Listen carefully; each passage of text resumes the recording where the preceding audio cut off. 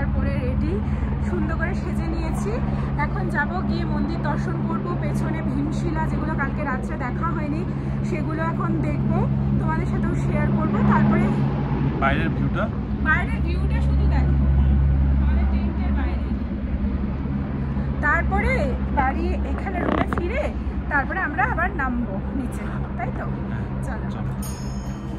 এই দেখো, এই হচ্ছে আমাদের টেন্টের বাইরের লুক। আমরা ছিলাম হচ্ছে GNVN এর টেন্টে, যা মন্দির থেকে প্রায় 200 মিটারের মধ্যেই। তো এত সুন্দর বাইরেটা, চারিদিকে বরফে ঘেরা পাহাড়, মন্দাকিনী নদী, অপূর্ব সুন্দর।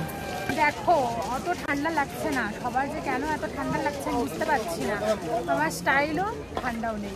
যাই হোক, আমরা এখন এখানে ম্যাগি খাবো, ম্যাগি খেয়ে তারপরে উঠে এমনি ফটো তুলবো, ভীমশিলা দেখবো, আরো যেগুলো আছে দেখা সেগুলো দেখবো। আগে ম্যাগিটা খেয়ে নিই, কারণ সকাল থেকে কিছু খাইনি, শুধু ড্রাই ফ্রুটস খেয়েছি আর মধু। আমি মধুটাও খাইনি, এত মধু খেয়ে আমার পেটটা একটু গরম, ঠিক আছে চলো খাইনি। ঠিক আছে, যে মন্দিরের পিছনে যে ভীমশিলাটা দেখতে পাচ্ছ, তোমরা হয়তো সবাই জানো যে 2013-তে যে বন্যাটা হয়েছিল, এখানে সেই জলটা আটকে ছিল জন্য মন্দিরের কোনো ক্ষতি হয়নি। এটাই সেই ভীমশিলা।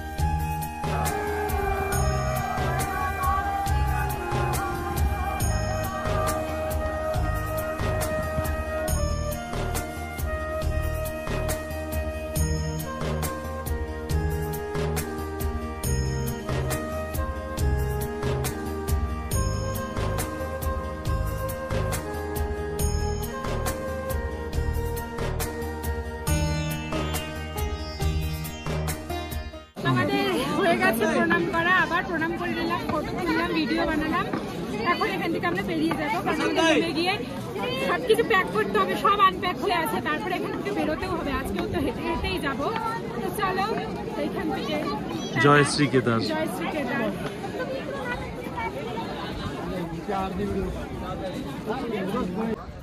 আমরা এখন এখান থেকে সবাই টাটা করে চলে যাচ্ছি আমাদের নেক্সট ডেস্টিনেশন। আমাদের নেক্সট ডেস্টিনেশন হচ্ছে কোথায়? তুংনাথ।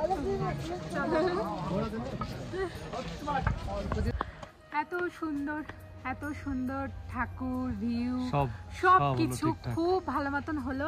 এখন এই টাটা করে আমরা বেরিয়ে যাচ্ছি, এখন হচ্ছে গৌরীকুণ্ডের উদ্দেশ্যে। আবার এই যে লাঠি এই যে আমারও, আবার আমরা হেঁটেই যাব।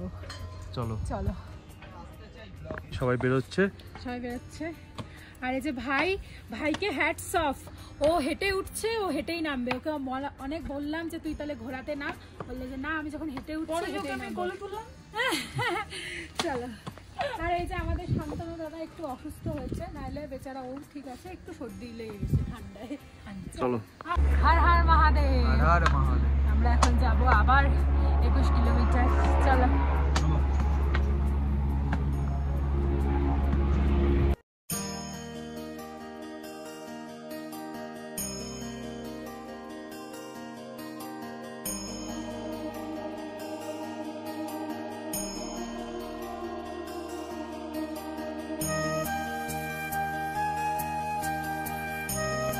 কুণ্ডের সামনে নেমেই এখানে যেখানে জলের মধ্যে ওম নমঃ শিবায় বলে বুদবুদ ওঠে, সেই জায়গাটা খুব সুন্দর দেখলাম, সত্যি হচ্ছে।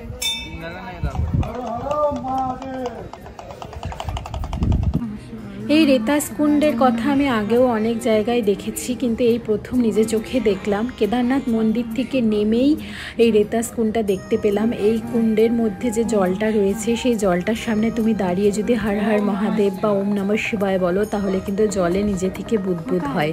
তো সবাই এখানে প্রণাম করছিল, আমিও প্রণাম করে নিলাম। আমরা এখন এখানে ব্রেকফাস্ট করছি, আলুর পরোটা, তারপর খেয়ে নাও।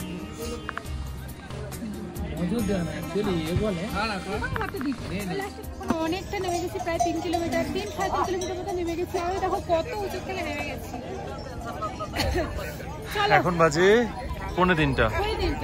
তো আজকে আমরা 1 ঘন্টার মধ্যে 4 কিলোমিটার কভার করে ফেলবো। চলো।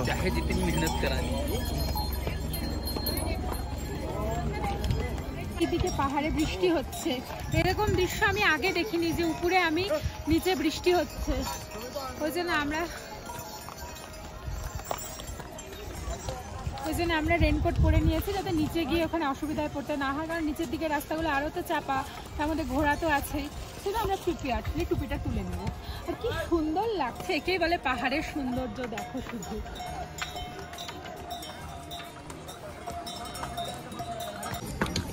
আমরা এখান থেকে ফ্রুট চাট খেলাম, এরকম 100 টাকা করে প্লেট, আর হচ্ছে ছোলাও আছে।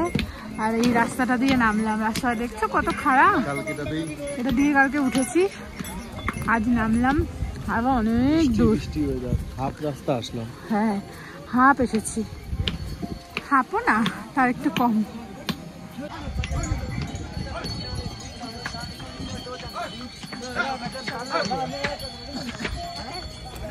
আর আজকে সব ঠিকঠাকই আছে, শুধু অর্কর একটু মাথা ব্যথা, মাইগ্রেনের ব্যথা। আসলে উপরে এত ঠান্ডা না। চলো বৃষ্টি অলরেডি নামবে, আমরা তাড়াতাড়ি বেরোনোর চেষ্টা হচ্ছে। এই দেখো, এই হচ্ছে রাস্তার পরিস্থিতি, যেই রাস্তা দিয়ে আমরা কালকে উঠেছিলাম। কিন্তু ওঠার সময় যতটা না কষ্ট হচ্ছিল, নামার সময় অনেক বেশি কষ্ট হচ্ছিল, কারণ এতটা এবড়ো খেবড়ো রাস্তা আর বড় বড় পাথর যে পুরো ভরটাই পায়ের উপর দিতে হচ্ছিল। সেজন্য লাঠির সাহায্য নিয়ে আমরা যদিও আস্তে আস্তে নামছিলাম, কিন্তু পায়ের বুড়ো আঙুল থেকে শুরু করে প্রত্যেকটা আঙুলে ভীষণ ব্যথা করছিল।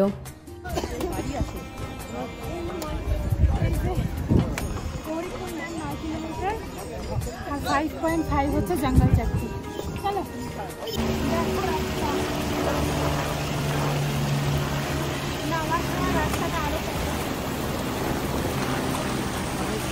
নামো আস্তে আস্তে।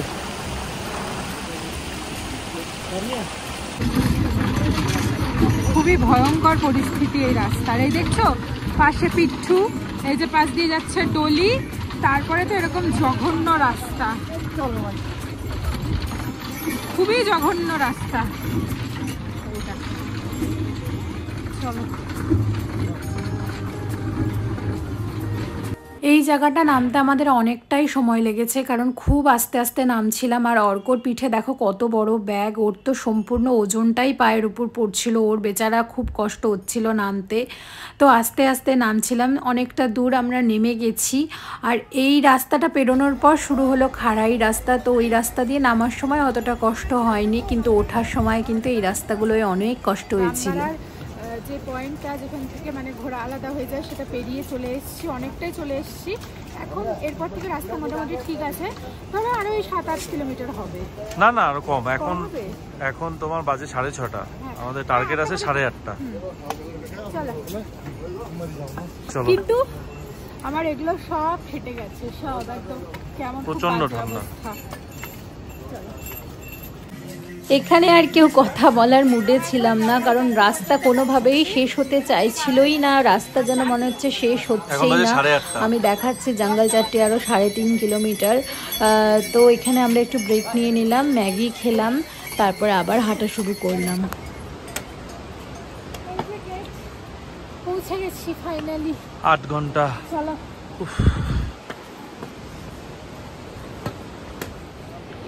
বাজে